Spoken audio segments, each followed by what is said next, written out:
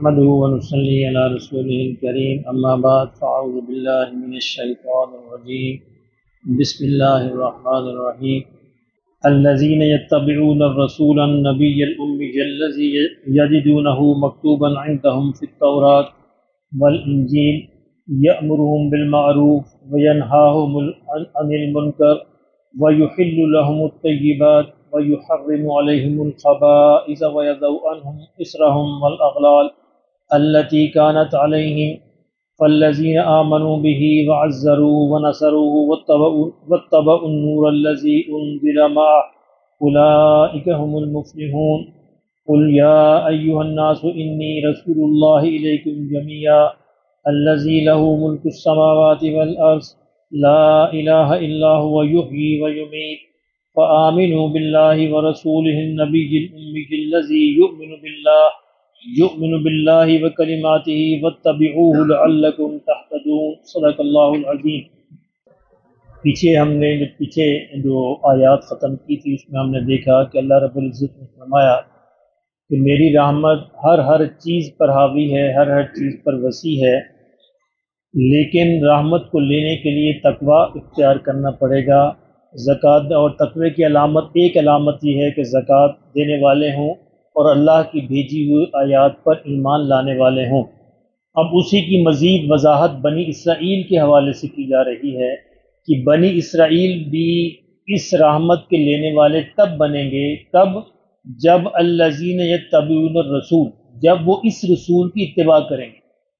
یعنی بنی اسرائیل اگرچہ تورات انجیل کو مانتے ہیں، اس کو عمل کرتے ہیں جیسا بھی ہے، لیکن اب چونکہ آخری رسول آ گئے ہیں تو وہ اب ایمان والے یا ہدایت والے یا رحمت لینے والے تب بنیں گے جب وہ اتباع کریں گے اس رسول کی۔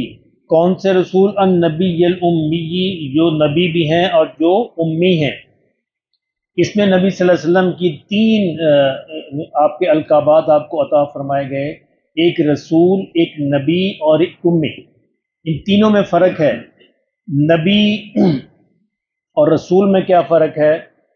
نبی وہ ہوتے ہیں کہ جن پہ غلبہ جن کے لیے مقدر نہیں ہوتا، لیکن رسول کے لیے غلبہ مقدر ہوتا ہے۔ اللہ نے قرآن میں فرمایا کتب اللہ لأغلبن انا ورسلی، میں نے یہ طے کر دیا ہے کہ میں اور میرے رسول غالب رہیں گے۔ یعنی انبیاء کو قتل بھی کیا جا سکتا ہے، انبیاء کی وہ توہین بھی کرتے ہیں ان کی قوموں قبیلے والے، لیکن رسول کی نہ توہین کی جا سکتی ہے، نہ رسول کو شکست دی جا سکتی ہے، نہ رسول مغلوب ہوتا ہے، رسول کو ہمیشہ غلبہ حاصل ہوتا ہے۔ تو یہ رسول اور نبی میں فرق ہے، اور رسول کا غلبہ دو طریقے سے ہوتا ہے، یا تو اللہ اس کے نہ ماننے والوں کو آسمانی عذاب سے ہلاک کر دیتے ہیں، اور یا اللہ رسول کے اپنے جو ماننے والے ہیں ان کے ہاتھوں سے کافروں کو ہلاک کرواتے ہیں، جس طرح بدر میں ہلاک کروایا۔ یہ حضرت موسیٰ علیہ السلام اور نبی صلی اللہ علیہ وسلم کے بارے میں ایک ہی طریقہ اللہ نے اختیار فرمایا کہ رسول اور اس کے ماننے والوں کو اللہ ایک ریاست اور ایک حکومت عطا کرتے ہیں، اور پھر اس کے ذریعے سے نہ ماننے والے کفار کو ہلاک کیا جاتا ہے۔ یعنی آخرت میں انسانوں کے ساتھ جو ہونا ہے، رسول وہ ہوتے ہیں کہ جن کی موجودگی میں ہی اللہ دنیا کے اندر وہ کر کے دکھا دیتے ہیں کہ جو رسول کے منکر ہے ان کا آخرت میں کیا انجام ہوگا۔ تو نبی صلی اللہ علیہ وسلم نبی بھی ہیں اور رسول بھی ہیں۔ اور تیسرا القاب فرمایا آپ کا امی۔ اچھا، امی کا مطلب جو ہے، اس کے تین مفسرین نے تین وضاحتیں کی ہیں۔ ایک تو وضاحت یہ ہے کہ مکہ کا نام تھا ام القریٰ، چنانچہ مکہ کے رہنے والے امی کہلائے، کیونکہ نبی صلی اللہ علیہ وسلم بھی مکہ کے رہنے والے تھے۔ اس نسبت سے بعض مفسرین کا خیال ہے کہ اس نسبت سے آپ کو امی کہا جاتا ہے۔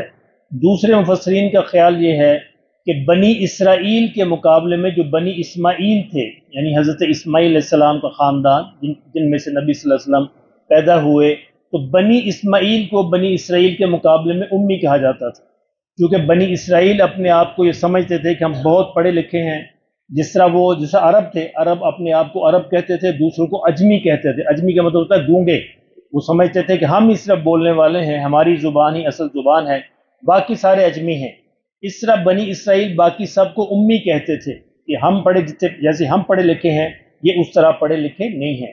امی کی تیسری وضاحت یہ ہے کہ وہ شخصیت یا وہ ہستی جس کا دنیا میں کوئی استاد نہیں ہوتا، براہ راست وہ اللہ سے علم حاصل کرتے ہیں، اللہ سے وہ تعلیم پاتے ہیں۔ نبی اقدس صلی اللہ علیہ وسلم نے براہ راست اللہ سے علم حاصل کیا، تو اللہ نے یہ تینوں خوبیاں اور تینوں خصائص، آپ کے تینوں القاب بیان فرمائے۔ آپ نبی بھی ہیں، آپ رسول بھی ہیں، اور آپ امی بھی ہیں۔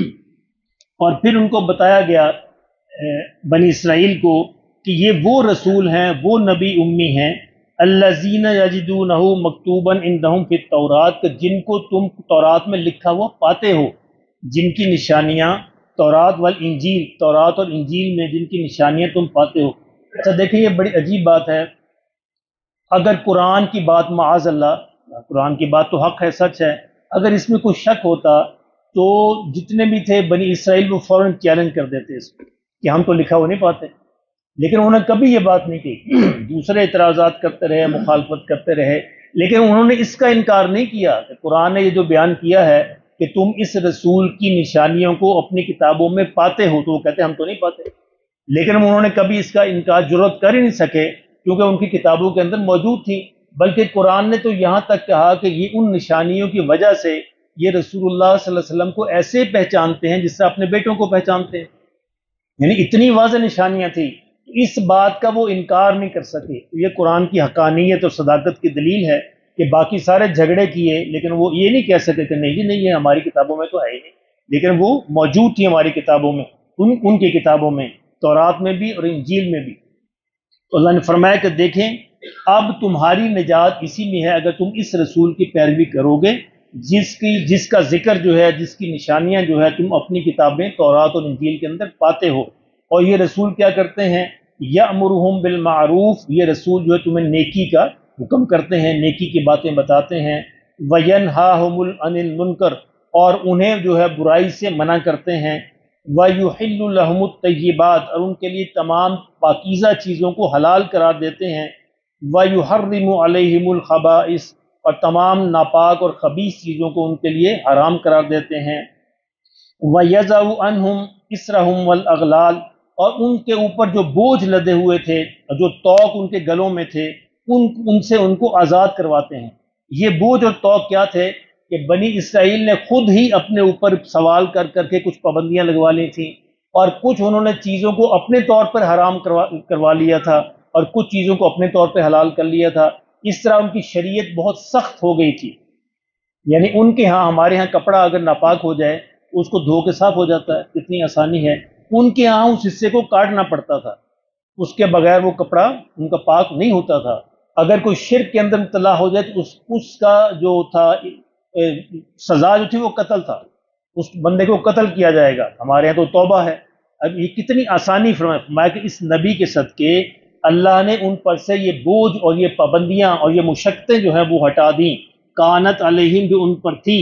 اب اس کا شکرانہ کیا ہے؟ فالذین آمنوا بہ، کہ اب اس پر ایمان لاؤ۔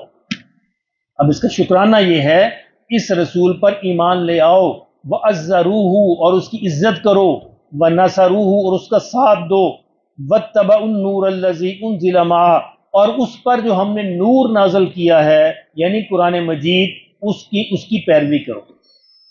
اب دیکھیے یہاں پہ دو چیزیں بیان کی گئیں کہ اس نبی کی بھی عزت کرو، اس نبی کی بھی پیروی کرو، اور اس نور کی یعنی جو ہم نے نازل کیا ہے قرآن مجید، اس کی بھی پیروی کرو۔ تو کیا مطلب ہوا کہ دین نام ہے قرآن اور سنت کا، قرآن پلس سنت از اکول ٹو دین۔ دین صرف قرآن نہیں ہے جب تک سنت اس کے ساتھ ایڈ نہ کی جائے۔ یہ اس آیت سے بڑا واضح ہوتا ہے، قرآن اور سنت دونوں کے مجموعے کا نام دین ہے، کیونکہ جو چیزیں سنت جو ہے اس چیز کی وضاحت کرتی ہے جو قرآن میں ہے، اور بعض چیزیں ایسی ہیں جن کو سنت جو وہ عطا بھی کرتی ہے اللہ کے حکم سے۔ اس لیے فرمایا کہ اس نور کی پیروی بھی کرو جو یہ نبی لے کے آئے ہیں، اور اس نبی کی پیروی بھی کرو۔ اولئک هم المفلحون، فرمایا جو ایسا کریں گے وہ اصل میں کامیاب ہوگا، اور جو نہیں کریں گے وہ کامیاب نہیں ہے۔ اور پھر فرمایا کہ اے نبی آپ فرما دیجئے، قل یا ایھا الناس انی رسول اللہ الیکم جمیعا، کہ اے لوگو میں تم سب کی طرف رسول ہوں، جتنے بھی لوگ ہیں اس کائنات میں تم سب کی طرف رسول ہوں۔ کیونکہ بنی اسرائیل کے جو انبیاء آتے تھے وہ بنی اسرائیل کے شہروں، قبیلوں، قوموں کی طرف ہوتے تھے، وہ ساری انسانیت کی طرف نہیں ہوتے تھے۔ اس لیے بھی نبوت ختم ہونے کی ایک وجہ یہ بھی ہے ختم نبوت کیوں ہوئی؟ تو نبوت ختم ہونے کی ایک وجہ یہ بھی ہے کہ پچھلے تمام انبیاء کسی خاص قبیلے، کسی خاص قوم، کسی خاص علاقے، کسی خاص شہر کی طرف آتے تھے، جبکہ ان کے بارے میں اللہ نے فرمایا کہ انی رسول اللہ، لیکن کسی قوم کو خطاب نہیں کیا، قل یا ایھا الناس، اے سارے کے سارے انسانوں، انی رسول اللہ علیکم جمیعا، اب قیامت تک میں تم سب کی طرف رسول ہوں۔ اب جو بھی قیامت تک پیدا ہوگا اس کے رسول آقا دو عالم صلی اللہ علیہ وسلم ہی ہیں۔ الذی لہ ملک السماوات والارض، فرمایا میں اس اللہ کی طرف سے رسول ہوں جس کی بادشاہی زمین و آسمان پر ہے، یعنی میں مالک الملک کی طرف سے بھیجا گیا ہوں۔ لا الہ الا ہو، اس کے سوا کوئی عبادت کے لائق نہیں۔ ہوا یحیی و یمیت، وہی ہے جو زندہ کرتا ہے، وہی ہے جو موت دیتا ہے۔ فآمنوا باللہ، بس اسی اللہ پر ایمان لاؤ۔ ورسولہ النبی الام، اور اس نبی اور اس امی رسول جو ہیں، نبی جو ہیں، رسول جو ہیں، ان پر بھی ایمان لاؤ۔ الذی یؤمن باللہ، کیونکہ یہ رسول سب سے پہلے خود اللہ پر ایمان لانے والے ہیں۔ وکلماتہ، اور اللہ کے سارے کلمات پر یہ رسول ایمان لاتے ہیں۔ ساری کلمات سے مراد ساری کتابیں جو اللہ نے ماضی کے اندر بھی نازل فرمائیں، تورات ہے، زبور ہے، انجیل ہے، ابراہیم علیہ السلام کے صحیفے ہیں، اور جتنی بھی کتابیں ہیں، فرمایا یہ رسول سب پر ایمان لاتے ہیں، اس لیے تم بھی سب پر ایمان لاؤ۔ واتبعوہ لعلکم تہتدون، اور اسی کی پیروی کرو، اسی کی اتباع کرو، تاکہ تمہیں ہدایت مل جائے، تاکہ تم کامیاب ہو جاؤ۔